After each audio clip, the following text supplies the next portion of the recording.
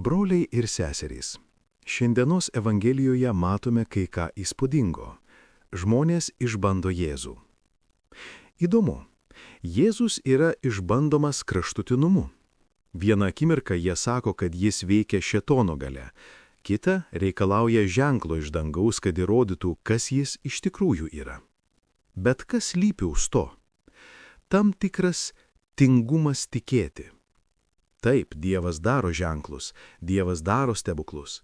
Ir stebuklai yra svarbus. Bažnyčios skelbimo pradžioje jie, pavyzdžiui, buvo esminiai. Matydami apaštalų daromus stebuklus, žmonės pradėdavo kreipti dėmesį į mokymą, į žodį, į skelbiamas paslaptis. Tačiau čia yra esminis dalykas. Stebuklai nesukuria tikėjimo.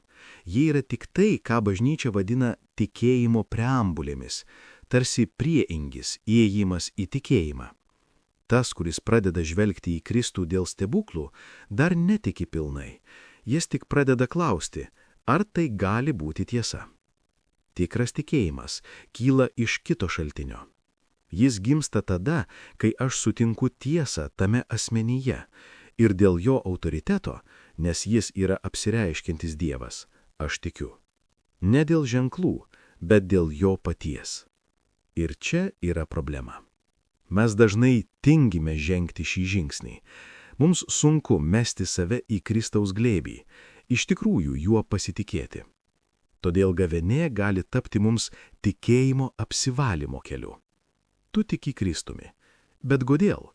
Galbūt pradėjai tikėti dėl stebuklo, arba dėl šventojo gyvenimo, arba dėl mokymo grožio, o gal net vaikiškų ar paviršutiniškų priežasčių.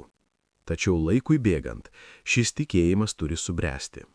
Kaip sako šventasis Paulius, turime eiti iš tikėjimo į tikėjimą, nes teisusis gyvena tikėjimu. Ir šis tikėjimas turi būti apvalytas. Taip, Dievas leidžia jam būti išbandytam. Ne tam, kad mus parblokštų, bet tam, kad mus apvalytų. Jis nori, kad tikėtume iš meilės jam, kuris apsireiškia, o ne dėl atramų, į kurias remiamės. Pirmasis Vatikano susirinkimas primena mums esminį dalyką. Mes esame skolingi Dievui tikėjimo klusnumą. Kodėl? Nes Dievas neklysta ir nieko neapgauna. Jei jis ką nors pateikia kaip tiesą, tai yra tiesa. Ir jis nenori mūsų suklaidinti. Tačiau atkreipk dėmesį, šis tikėjimo aktas nekyla vien iš mūsų pačių jėgų.